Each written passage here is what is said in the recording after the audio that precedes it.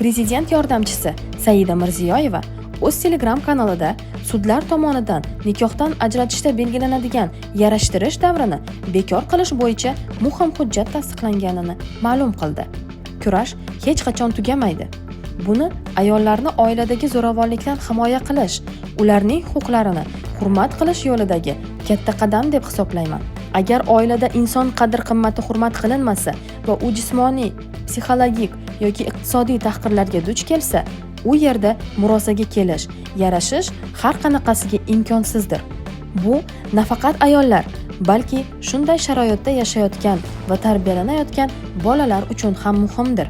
Qonunchilikka ushbu tuzatishlar kiritilishi ustida ishlagan katta jamoa siz tomonda. Yo'l qanchalik mashaqqatli bo'lmasin, o'zingiz va farzandlaringiz tinchligini tanlang. Ota-onalar esa shuni yaxshi tushunib olishlari kerak. Qizingizning zo'ravonlikdan qochib uyga kelishi emas, balki zo'ravonlikka toqat qilishga majbur bo'lishi haqiqiy sharmandalikdir, deb yozadi o'z Telegram kanalida.